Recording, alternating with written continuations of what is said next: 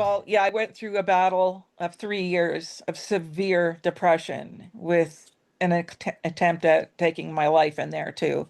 It was absolutely the worst time of my life, without a Hi, doubt. everybody. Welcome to Soulmates and Suitcases. My name is Lisa Brierley, and my co host is my amazing husband, Scott Brierley, who's not up in space, but he is here with us. And we have a special guest with us today. Welcome, Pam Wells. Thank you. Good to be here. Thank you. We're excited to have you, Pam. Now, Pam, you're an author. I'm just going to do a short introduction and then we'll get into our conversation. Mm. But you're an author of the book In Their Shoes, a journey Yes. understanding and supporting someone who's battling depression. So I think this is a very Mhm. important conversation we're going to have today. So please, Pam, tell us a little bit about yourself and about what you're up to these Okay. days. Mhm. What I'm up to these days. Well, first of all, yeah, I went through a battle of 3 years of severe depression with an attempt at taking my life in there too. It was absolutely the worst time of my life, without a doubt. So I did get better, obviously. I got through it. And after I did, that's when I decided I need to write a book and educate people that depression is not just about being sad. There's so much more to it. And it can be just all encompassing. But I did get through it. And I want to respond to what I'm up to these days because just in case the viewers can't tell, I'm actually in bed right now, just propped up with a cushion because I cannot sit for more than about 5 minutes without being in intense pain. It was about 13 years ago that I developed a small pain that just kept growing and growing, and to the point where, well, anyways, multiple doctor's appointments. I'm going to try to shorten this, but I was diagnosed with pudendal neuralgia, which is a very painful nerve condition that affects the whole pelvic area, and so sitting is painful. But when this condition has been horrific, and I've had surgery and multiple treatments, and my daughter asked me one day, which is worse, the depression that you went through or this pain condition? And I didn't even hesitate and said the depression was worse. I'd rather have this condition than be back in that depression. It's like physically, I felt good when I was depressed. Well, moderately so, because when you're depressed, nothing feels good. But I could still get in the car and go somewhere. Whereas now my traveling days are over. I don't go anywhere except for doctor's appointments, it seems. Um, but that's why mental health is so important. And we need to talk about mental health more because I truly believe if we taught kids from kindergarten, like little age appropriate, obviously, but for each grade to have some kind of mental health cognitive skills taught to the children, something like that to help them handle their emotions. If we had more of that, I think there would be less physical illnesses.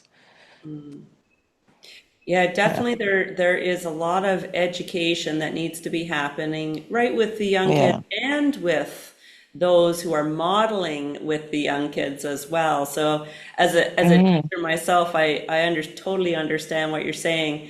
And I feel almost, I don't know if the word is ignorant, but I have not experienced very low like depression, maybe mild throughout my life.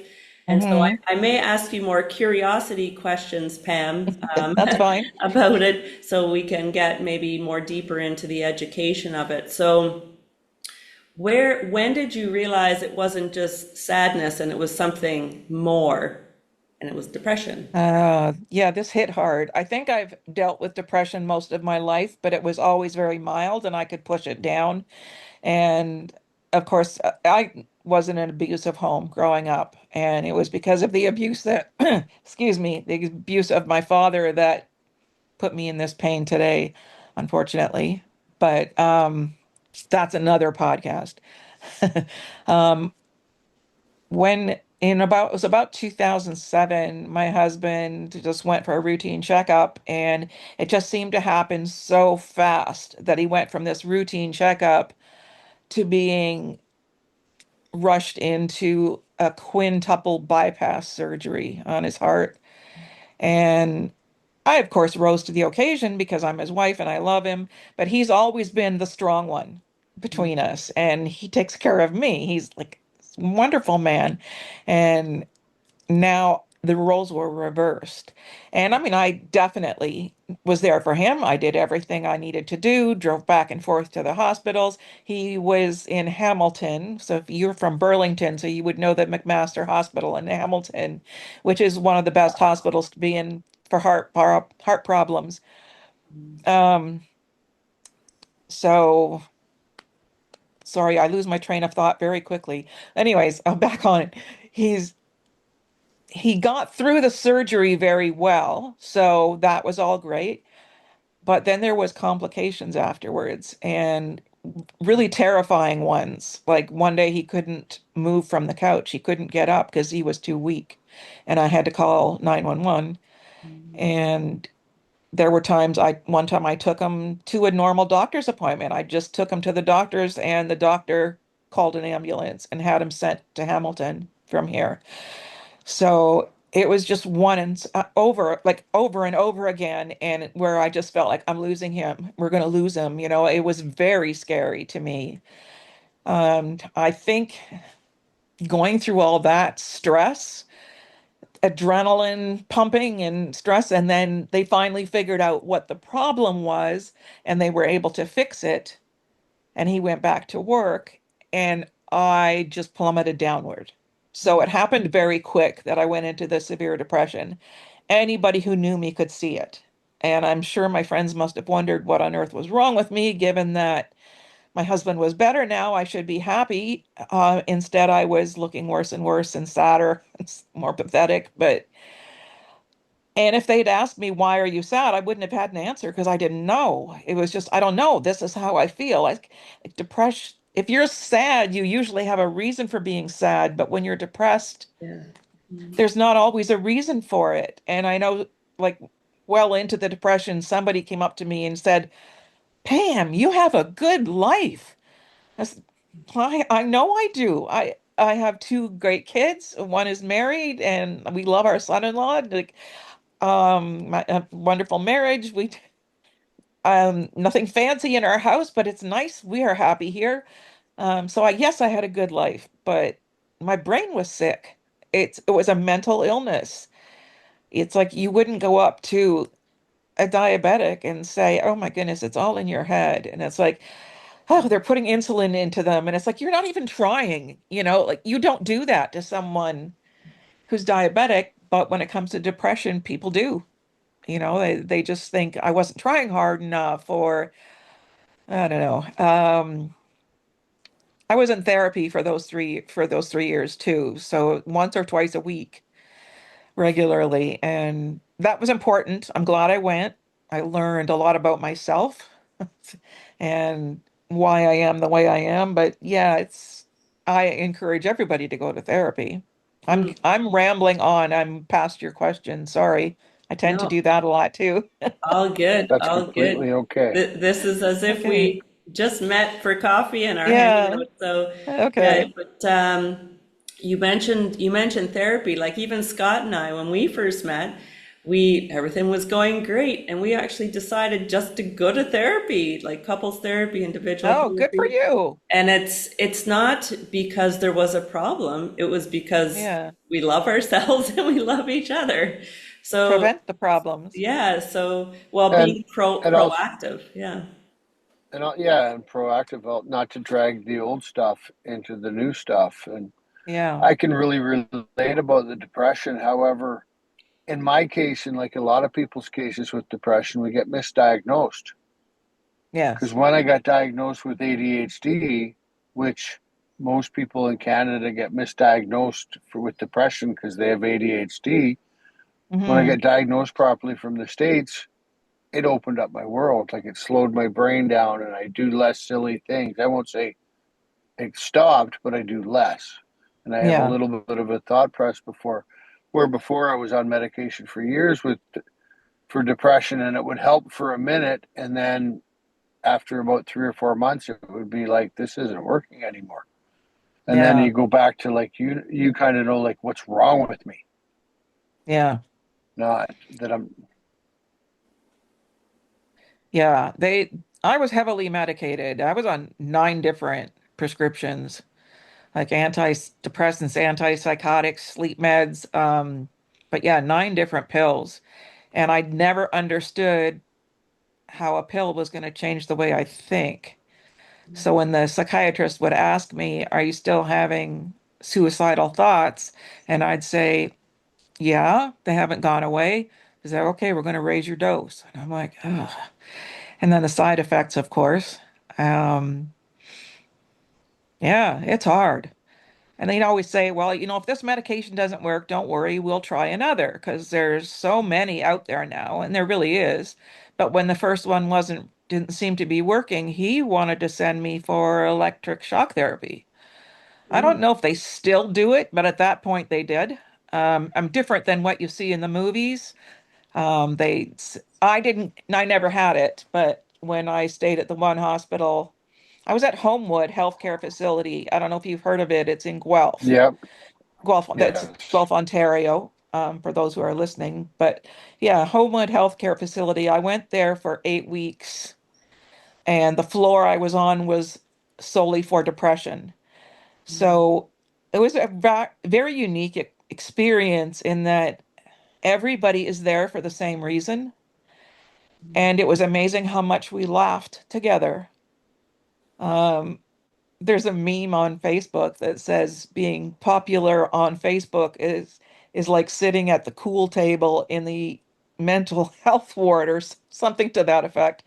And I always respond with, "Hey, I have sat at the cool table in the mental health ward, and it's pretty good." We had a lot of laughs, but we were still all battling depression. I mean, I don't know. I just think we found community with each other, Hmm. and sometimes we'd pile into somebody's car in the evening and go see a movie. Actually, we did that once, but yeah, it's a lot of those people are what's in my book because I Yeah. interviewed, when you're there for 8 weeks, you kind of become like family.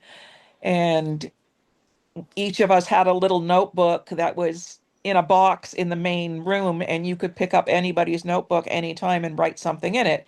And it was meant to be, write encouraging words, that sort of thing. I still have my little notebook stuck somewhere, but that was a really neat idea. And most people wrote their email addresses in there towards the end.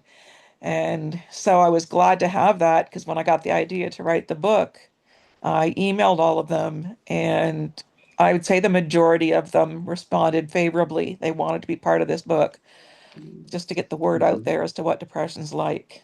And then there's a few people that I just know from my life that heard what I was doing and said, "I want to be part of your book too." People that I didn't even know were depressed or struggling with it. Like some people hide it very well. Um, I used to hide it very well until it went severe, and then it was obvious. I'm sure people could see it on me. Yeah, and looking back at your experience in, was it Homewood? Is that what the name? Homewood, yeah. Homewood.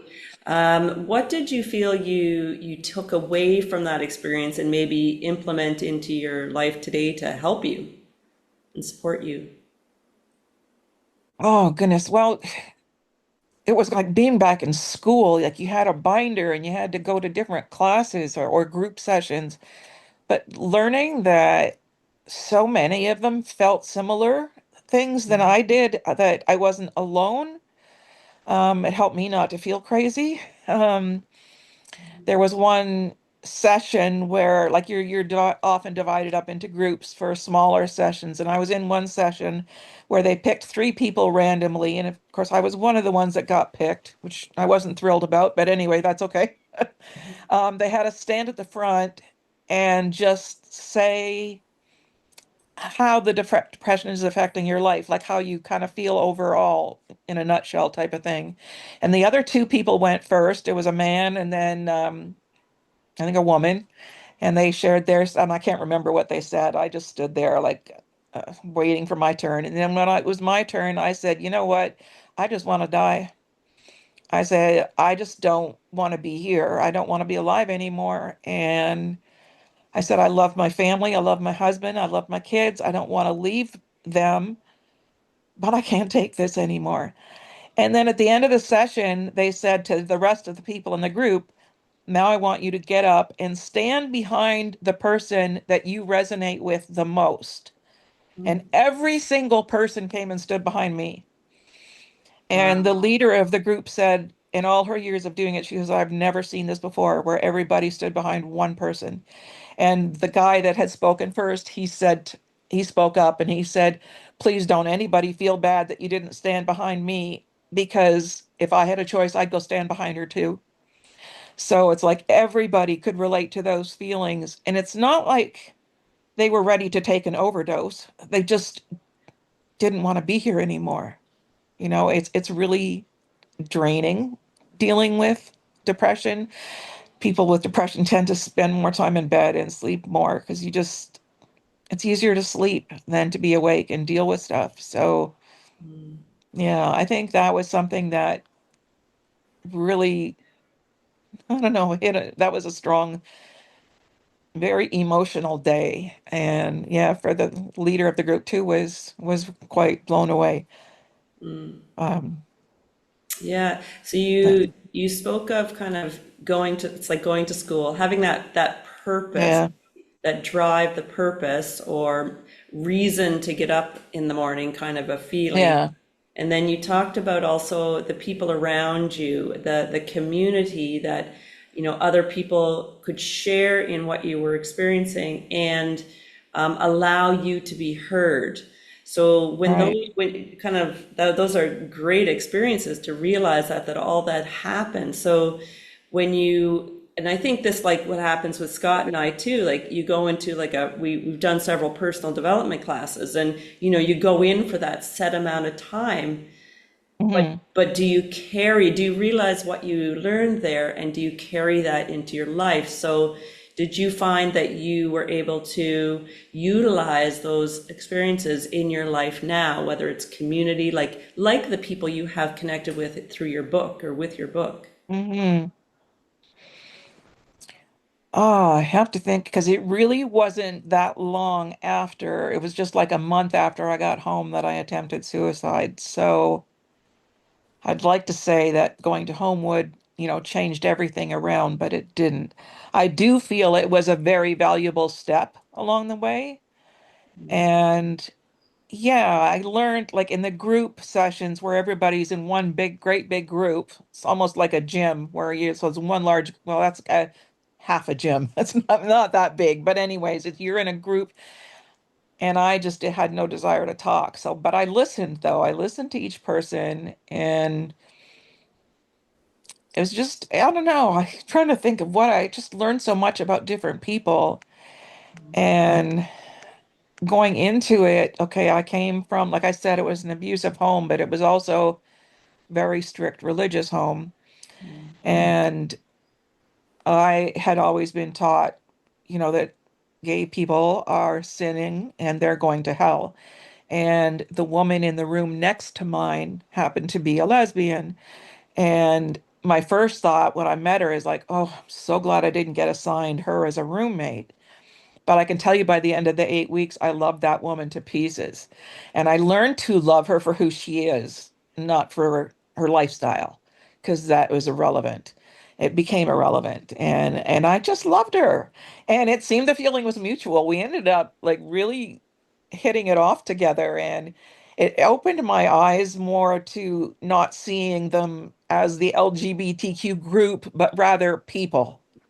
And there was also halfway through my stay there, some more people, because people are coming and going, like everybody's there for 8 weeks, but we don't all start and finish at the same time. So it's sometimes there's layered people, but a man who was transitioning into a woman came in, and I just felt so awkward because this was going against everything I'd been taught, you know, and and then I don't know, I just getting to know the person and this poor sad person, like she was really depressed. You could see it on her when she walked in the door. I just wanted to, part of me wanted to go throw my arms around her and hug her, and the other part of me wanted to stand back and keeps, a lot of space between us because she was bad in my, from my training or upbringing, pardon me.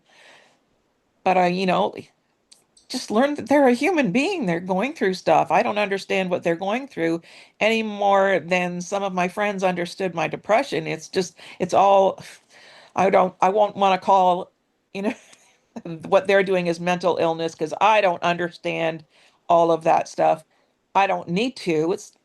But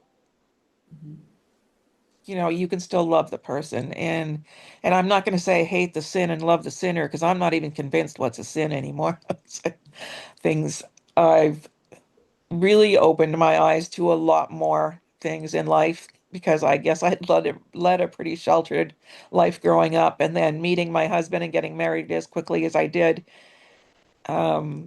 I went from home to well, was good with my husband. That was great, but he'd been raised in a Catholic home, so his viewpoints weren't a whole lot different than mine. And anyways, it was just an eye opener. And when I talked to him about some stuff like that, yeah, he's in total agreement too. So we were in alignment that way. But yeah, I think I still have the binder on a shelf in the other room, but it's like once in a while I like to flip through that little notebook once in a while because so many people wrote things that were like I saw a girl in the hallway that, was just part of our group, and I said, "Hey, it's good to see you." And I gave her a hug.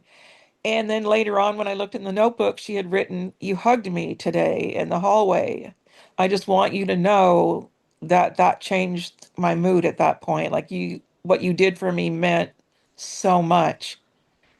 And I think that's one thing other people that people don't that the people that don't understand depression, one thing they don't realize is that it's the little things that can make all the difference.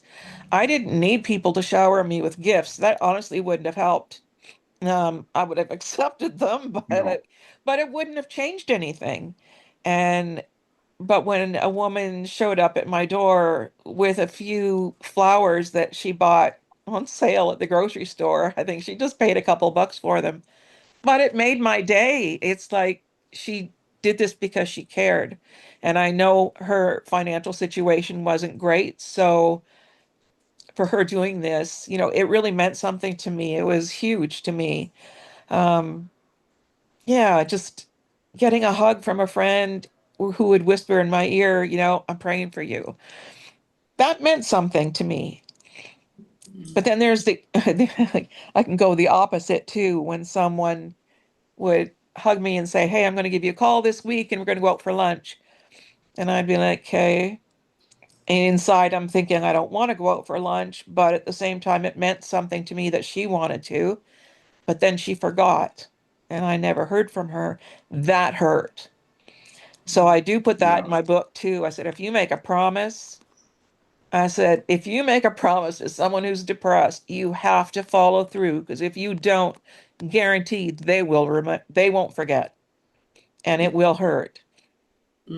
So, Or at least be integral with your word and call up and go, this came up and I'm unable to make it. Like, let's reschedule. yeah. Oh, yeah. Um, there was, there was a couple of times when there was a party like function where I wasn't invited to. And normally I would be. And I know the reason I wasn't invited is because they all knew I was depressed. But it was devastatingly painful to me when I wasn't invited.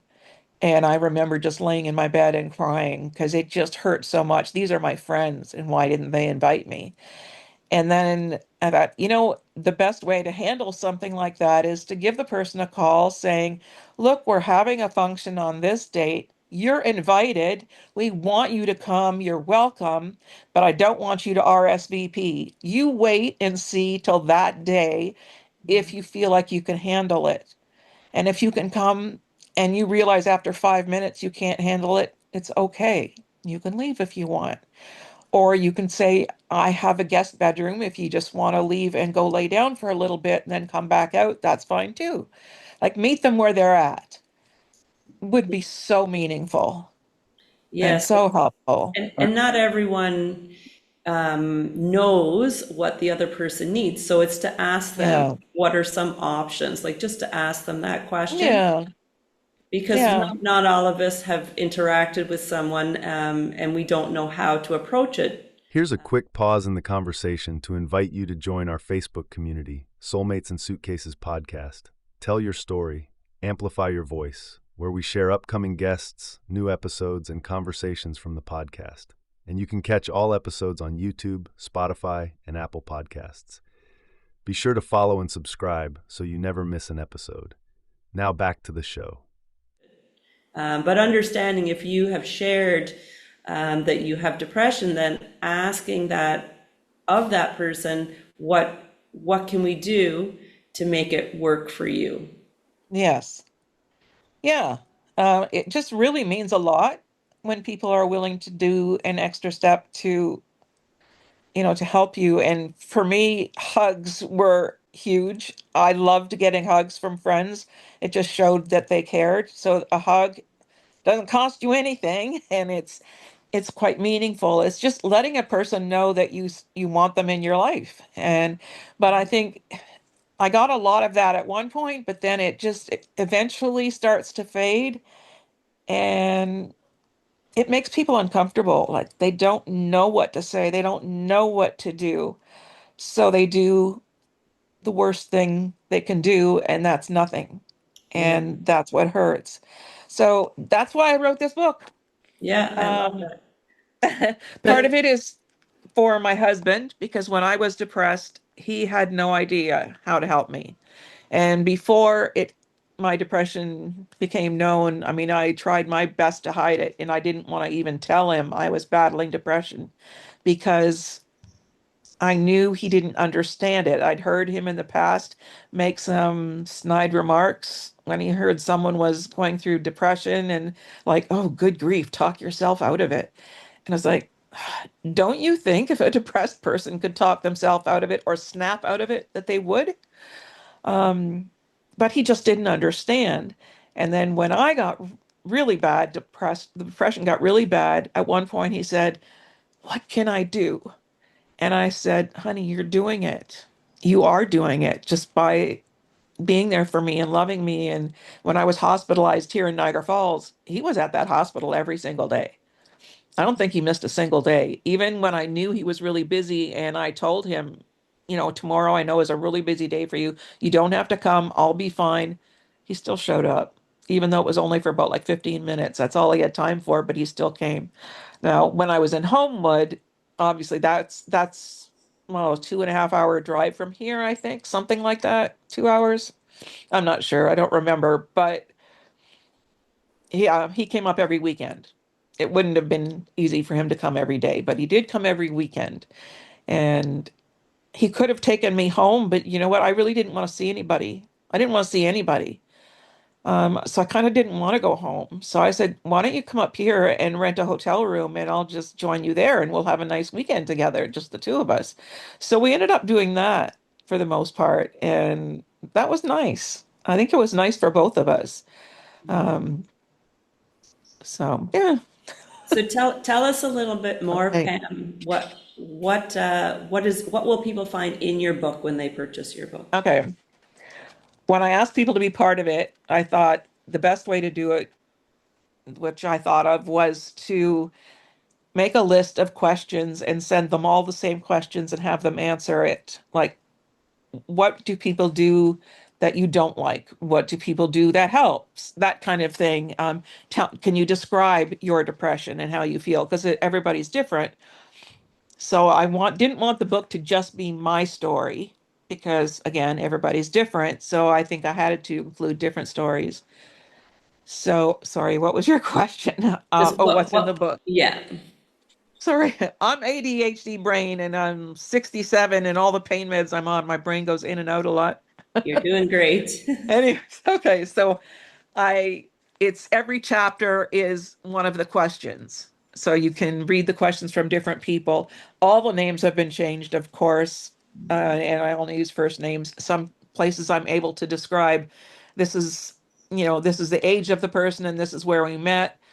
But some people asked me to keep it completely anonymous. They just said, don't use anything that would identify me because that's the stigma of depression. Depression. They didn't want anyone to know their story, except they were willing to share it here anonymously, but they didn't want it public. So, yeah, that's the here. But there were some that couldn't handle it. The list of questions was overwhelming to them. So rather than not respond, they just typed out a letter as to how they felt. So I included that in here too. So there's all the questions, and then there's a section at the end where I share these are the responses from various people that didn't want to do the questions, and then I follow through that with some practical advice that I've learned. Like exercise is important, but no, I hated exercise so bad. But one thing you can do is just go for a walk around the block. If that's all you can do is do a walk around the block, that's okay. And if that's overwhelming, walk to the end of your driveway and walk back in. And if that's all you can do that day, that's okay too. And that was actually very freeing to learn that. Yeah, I think I picked that up at Homewood. It was just very freeing to learn that I didn't have to go to a gym and do a full workout. I could just do what I could handle. And of course, it gets easier to do a little more each time sometimes, but some days not. Just depends. Um, I do share some resources. I put information about Homewood in here in case anybody's interested. And there's a number 988, which is a suicide hotline for Canada and the US, same number. And I've got that in the book as well, of course. And a disclaimer that says I am not a therapist or a doctor. I'm just someone with experience. And I do include an email address. I made a separate email from my personal one just for the book. And I said, feel free to email me with your stories if you want to. Um, I said, but don't email me for advice because any advice I have is in this book. I said, if you need more, like you really should talk to your doctor. That's important. Like I know for myself, I suffered from depression for years, and there was a few attempts of suicide. And for Oh me, the dear. Yeah. doctors always just band-aided it. Yeah. So I actually, quite a few years ago, I started researching magic mushrooms. And Oh yeah. right around the same time, I fluked meeting this guy that, and I don't know why, but I got honest. It was just on a motorcycle ride, two Harley riders. It's kind of funny, but he actually introduced me to this trauma therapist. And between doing magic mushrooms and the trauma therapist, I was able to release, I won't say it all because this summer, or I shouldn't say this summer, this winter in Thailand, it crept back in just a smidge. And Hmm. I can relate with people not willing to follow through. Or I had one friend call me up on a Saturday to go motorcycle riding, and oh, I'm too depressed, I'm in bed. And I'm home alone, and I was living alone, and there's no come Hmm. over and see if you're okay, or come over and drag you out of the house, or, and that's, to me, that's really hurtful. Yeah. And so I don't know where I'm going with that, but it's like the biggest thing is we can love people and care about them where they're Yeah. at, like how you said. Yeah. And because that's most people, that's what they need is just a little bit of love and show that somebody Yeah. cares. Yeah. You want to feel like you matter. Um, yeah, I think that's really important. And yeah, if you tell someone you're too depressed to go somewhere, you're just home in bed, they could just stop by for 10 minutes and even just bring you a coffee and a muffin or something. Just something, a little gesture. Like what, one little example I have two stories. I'm just trying to think which one. Um, my father died in actually the month before our wedding, 1980. He had cancer, so it was a long cancer battle. So when he finally died, it was a relief to everybody because it was long and he was like a skeleton at the end. But when we were going through the hardest of that, one day my mother opened the front door to find a small little container with some apples in it. Oh, Niagara is full of fruit fruit farms. So we knew friends that had an apple orchard and they brought us some apples. And they sent a note saying, there was a note with the apples that just said, we just want you to know that we care. And then the next week, there was a bigger basket of apples and another note saying, we're still thinking of you and we want you to know we care. And the next week, there was a bushel basket of apples, like a big bushel basket full of apples. I don't remember what we did with them all, but the note said, I know the last thing you need right now is more apples, but we want the only way we know, or the only way we can think of to show you how much we care. So that meant the world to us. Like it was very, I don't know, just yeah, showing that they care. It really meant a lot. Yeah. Actions speak loud in regard Yeah, to those things for sure. yeah. And so, do you connect still with some of the people in your book? And as well, what sort of feedback have you been getting about your book? Um, I actually published it first, oh, a number of years ago, but it wasn't as good as this one. I just did an ebook only and put it on Amazon, and made sure I sent an e-copy to each person that I interviewed, and the feedback was very positive. One man said, "Okay, Pam, your book is good, but you need to get it edited." Um, so I did look for a professional editor and sent her my manuscript, and she said, I'm editing this for free because I really feel this is a powerful story that needs to get out there. And that was huge because costs can add up. But it just stayed like that on Amazon. I didn't sell a whole lot. I don't think I sold enough to buy myself a new pair of jeans, but I gave a lot for free. I did a lot of free promotions, so I did that frequently. You were allowed 5 free promotions per year, something like that with the Kindle. And then when it was free, it got snapped up quite a bit. So hundreds of books went out then. But it's just, I don't know, recently, well, my mother passed away last year. And so there was a little bit of an inheritance, not huge, but I said, okay, now I've got a bit of money. I think it's time to do something more with this book, and I would like to get it professionally published. And the first one I went to, of course, was a scammer and scammed me out of $3,000. I was so mad. Worked with this guy for months, and he just seemed like he was really good. I was good at what he did because totally had me snowed. But thankfully, due to the fact that I used MasterCard to pay him, we were able to file an appeal with MasterCard, and I got my money back. So that was good. But I said, okay, I want to try again. But this time I asked my son-in-law because he's one of these computer genius people. And I just said, can you please find me a Canadian publisher that's legit? And he recommended Freeze and Press, which I don't know if you know, have heard of Freeze and Press. He said they're not No. cheap. They're not cheap, but they're good. And so and they're legit, they're legit, and I found them to be very good. They were really great about working with me. At one point I just got so frustrated and tired of the whole thing. Like it took almost a year. I felt like you're nitpicking every little detail. It's like we have to approve every comma that's added. And when I say we, including my husband, because he helped me through all this part. But yeah, at one point I just thought, oh, I'm so tired of this. I just want it to be over with. And and they talked me through that too. Like they were really good about it.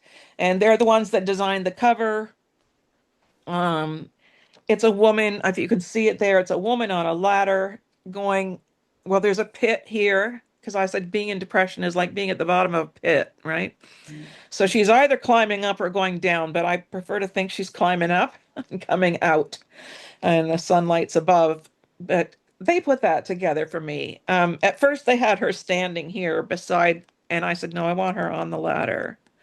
So they were able to change that right away. And they put this together and they were incredibly helpful. And they're the ones that got it listed on all the online book sites and stuff like that too. So yeah, I definitely would recommend Friesen Press. They were great, Awesome. but I couldn't have done it without my little inheritance. Because that, yeah, it's not the cheapest thing to do to self-publish. But and then I thought I was done, but then comes the marketing, and it's like people won't know about your book if they don't hear about it. So anyway, it's okay. I'm working on it and trying to avoid the scammers that come out of the woodwork when somebody publishes a book. But I'm learning a lot about publishing from other authors on Facebook groups, author Facebook groups. I've learned a Yeah. lot from them. Yeah. And it's so important for your own growth and then that ripple effect with all the people that you meet and encounter and even the people who are Mhm. in your book as well, right? The Yeah. impact you're making with them as well. Yeah. There's one, I mean, okay, there's one, I almost said who it was. I don't want this because it's public, but there's one person who I interviewed who knew I was getting this done, and the second it came out, he ordered a copy, the hardcover, the most expensive one, but he wanted that for himself. And there is a couple that are in this group, a husband and wife team, um, that they got the book right away too. They wanted to have it, especially because they're in it. And it's like, so yeah, no, they should have it. I have given away a few copies happily and mailed a couple to people. But yeah, it's a good experience, but I had no idea how much work it was going to be when I started, or I probably wouldn't have. So it's probably good that I didn't know. But I am really glad I did this, though. I am glad I did this. That's awesome because it will impact many people. I know Scott has something to say there. Well, it's the main reason I I wrote know. it, is to help people. I'm sorry, Scott, go ahead.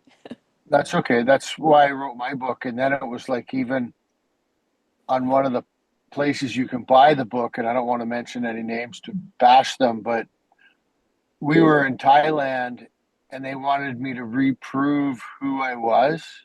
However, everything we sent them, they've rejected and they've rejected. And then they pulled my book off. Oh my And goodness. of course, Yeah. somebody that suffers from rejection and depression, Yeah. and I got mad, and it's just like, finally it was like, I'm done. I'm not caring Yeah. about the book. And I know it touched people, and I've been told it's touched people. And however, after all, took about a year, and then I just kind of let it alone, and Lisa got involved in it. And because at first, I said it, the site was saying that I would lose my uh, bestseller book of the day if I just re-put it up. However, apparently when we did put it up, I didn't lose my Amazon bestseller of the day. So, Oh, and okay, I blew good. it. I said, oh well. That's okay. But yeah, so that was my biggest fear, was I was going to lose this thing that Yeah. I had worked so hard to get. And And, Yeah. and, and it It's a lot of work. it is a lot it of work. is. And it Yeah. shows us how resilient we are and how we can persevere as well. Hmm. And having that support group. So do you offer a community or a part of a community in regards to support, Pam? Um, because of my situation physically, not in person. I'm on TikTok. And when I started on TikTok, it was just because I'm stuck in bed and I need something to do. And I enjoyed watching the videos. And then learned how to do AI, and I started making some fun AI videos just for fun, some that were really pretty, some that were funny. But I got to the point where I think people are getting tired of AI and there's a lot of negativity around some of it. So I thought, I'm going to shift the whole direction of my TikToks and make it about educating people on depression instead. And I will say my views went up when I Oh, did that. And then at one point, I posted a video that was directed for all the men out there. And it's narrated in a male voice and speaking about depression. And that's probably one of my highest viewed videos. And it's like men, I think men have a harder time in my perspective. It's like I don't know, it's like it's hard to admit they're depressed because it's like a sign of weakness. And that's harder. I mean, Scott, can you tell me if I'm right or not? Well, in my case, I had started at a really young age. Like I was court ordered at 15 to go to Alcoholics Anonymous. To And then I which? went back to Alcoholics Anonymous. Oh, okay. Okay, yeah. So then by the time I was 17 and went in by myself, I was already introduced to self-help programs. And it was Okay. still a struggle. Like it took, Yeah. I was probably 30ish before I was diagnosed with any kind of depression. Oh, okay. However, I don't think I was ever really depressed. I think I was 88, misdiagnosed with ADHD. Yeah. Well, I've felt for years that I'm ADHD just with my inability to focus on things. And school, high school, I know I just barely coasted by. I graduated, Well, but mainly because I picked a lot of hands-on classes. I'm better with hands-on stuff like the art, the typing, the those kind of classes I did very well in. But if you just had to sit and listen to a teacher lecture, I just I couldn't pay attention well enough to do it. So yeah, I graduated from high school by the skin of my teeth. I just and then never went further with education because I just thought it's not for me. But sometimes I wish I had it's done something different, but it is what it is. If I could go and it's back and do funny things how different, Yeah. go ahead. Sorry. that's okay.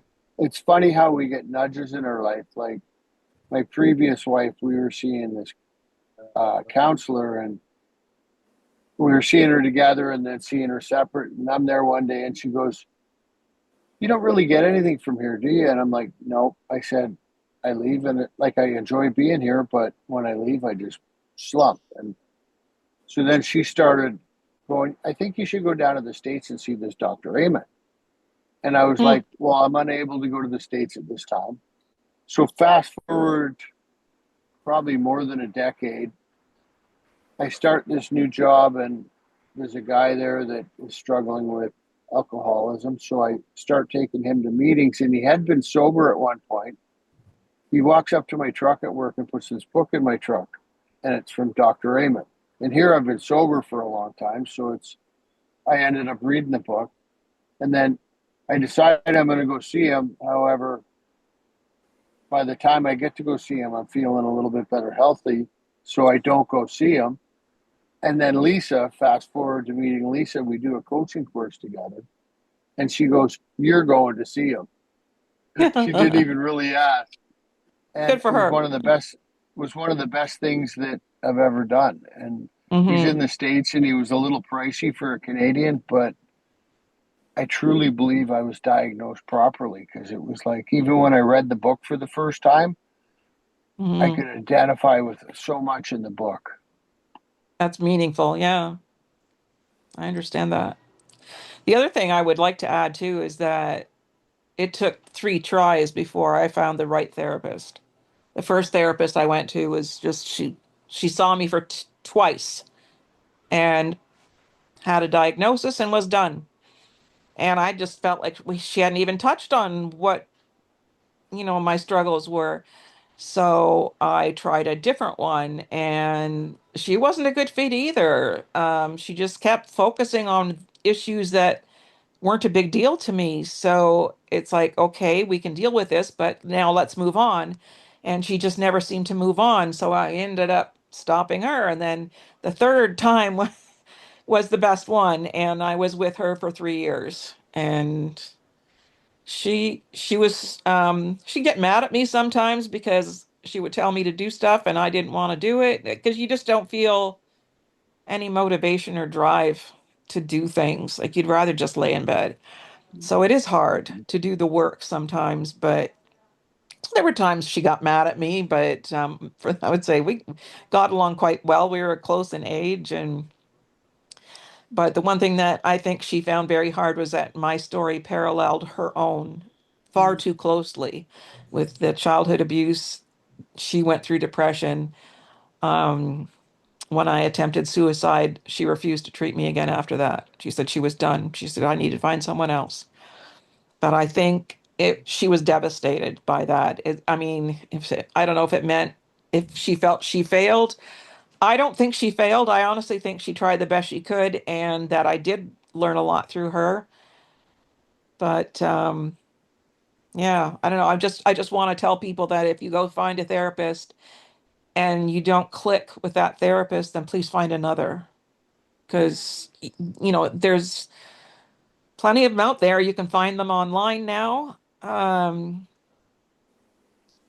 through your doctor, whatever. But yeah, hopefully people don't all have to go to the States. Um, like it's expensive, but It I can. love this. I love the US. I have Okay. nothing against the US. I think we have so many friends in the US. We've traveled there a lot, but yeah, it's tough if you have to go there for your counseling, that's for sure. Yeah, and I Well, it think wasn't really counseling. We can do the Oh, counseling okay. online. It was actually, they did this doctor does a brain spec. It's kind of like an x-ray of your brain, Oh, and he can okay. see where the holes are and the pinpoint and then he diagnoses you with that. And I mean, Oh, interesting. he gives me more supplements than he Okay. does medication. He does give me a That's medication that, yeah, that's good. Yeah. That yeah, sounds like a good doctor to have. Yeah. that's I so, know the psychiatrist I saw barely talked to me. He just prescribed. It's like there was no therapy from him. It was just prescriptions. And um, he was a Muslim, which I mean, I didn't care about that. That didn't bother me. But I came from a Christian background, and every now and then there was, I think, three different times where he said something that he put down the Bible or he put down the Christian faith, and that made my back rise up. And I said, I'm not going to debate the Bible with you right now. And he goes, Oh, you're right. You're right. I'm so sorry. And the nurse came to talk to me later. She goes, He never apologizes to anybody, especially a woman. And she said he apologized for my stay at that hospital was here in the Falls. I think he apologized to me about three different times because he went in the wrong direction and I called him on it. And they said that he really likes you because he apologized to you. So like he was a good man and I appreciated him, but yeah, he was just all about prescriptions. yeah, It's like, and well, that's a yeah, that's, great tip, actually, a really great tip about, you won't always find that first one won't always align with you or be able to support you in moving forward. Because I think that's the yeah. big thing too. And so, Oh, yeah. yeah. And you talked about, what would be, just as we're wrapping up here, what would be your kind of recommendation, because you've gone through it yourself, to people who are listening who, are in a state of maybe sadness or feeling more in sort of the line of depression? What's the first? Final pause. If you've got a message on your heart and want to be our guest, don't be shy. We'd love to hear from you. Visit forwardwalkingchoices.com, scroll to the Soulmates and Suitcases podcast section, and click apply here. Now back to the show. First step they can take, and then where can they get your book as well? I would say the first step should be to see your doctor, because you should get checked out to make sure there isn't anything else with you physically. Your doctor can refer you to a therapist, or if you belong to a church and want to, find a therapist through your church, that's fine too. But yeah, I think they should start with a doctor and get checked out. I think that's important. And I can't offer any kind of medical advice or tips. I stay away from anything like that, um, for obvious reasons. But my book is available just about on any online book site. we've seen it on the shelves in Chapters in St. Catharines, which is not too far from us. That was exciting. So while we were there, I was like, oh, there's my book on the shelf. And an employee was standing right there. And he's like, that's your book? He goes, well, you should come in and do a book signing. And that would be brutally uncomfortable for me given my situation, but I still want to do it. So I did send a letter. He gave me the information. He said, this is the woman you contact. Here's her email. So I did send off an email giving her all the information she needs. And we'll see. I haven't heard back yet if she was going to do a book sign, if she wants me to do a book signing or not. But anyway, so online book sites in Canada and the US. The US, Barnes and Noble has it. Kobo Canada, Kobo US. Anything Ingram does, which is Indigo Chapters, those kind of places. Trying to think if I'm missing anything, but basically any online book site. Perfect. But And then yeah. if anyone wants to reach out to you, we'll provide all that, the email that you said you have specifically, so they can ask you there as well. Yeah. Yeah, Pam Wells at outlook.com. That is an email I created just for the book, and anybody's welcome to email me there. By all means, I'm open to that as long as you don't ask me for, well, I won't give medical advice. I said, don't message me for advice because my advice is all in this book. Any advice I have is here. I said, but when you search for my book online, I would recommend people search by name, the Pamela J. Wells. And the reason I put the J in there is because there are other Pamela Wells authors out there. And there's an artist by the name of Pamela Wells out in California. And I have a friend on Facebook named Pamela Wells that we met in some other group and became good friends. So, yeah, don't just search for Pamela Wells because you're going to get a whole list of books. Put the J in there and it should take you right to my book. Excellent. And it's called Excellent. In Their Shoes. Excellent. Thank you so Yeah. much, Okay. Pam, for your time. This was Oh, thank you. extremely Thank you. important conversation and educating our audience. And, for those people who enjoyed this show, we of course encourage them to comment, to like, and to share the show because you never know who you're going to impact and support. Exactly. And support along the way. So thank you very much, Pam. And I'm in Thailand right now. I'm going to say Oh, my Kapun. goodness. Yeah, Kapun. So thank you very much. Also encourage all of our listeners to join our Facebook community, which is I joined it. Yeah. Soulmates and Suitcase podcast. Oh my gosh, I wrote it down now. I'm having a blank. Tell your story, amplify your voice. I think that's what that's what it's called. Anyway, thank you so much, Pam. Thank Take you. care. Goodbye. Enjoy the rest of your day. Amazing. Take care. Thank you. Thank you Thank you. very much. You're very Take welcome. care. Take care. Bye-bye. Bye.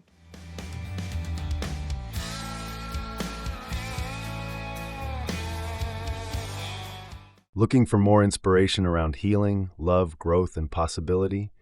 You can explore our books at payhip.com/Lisa Scott Brearley Authors. And if today's episode meant something to you, we'd love for you to follow the podcast, share it with someone you care about, or join our Soulmates and Suitcases community online. Thanks for being here, and we'll see you next time.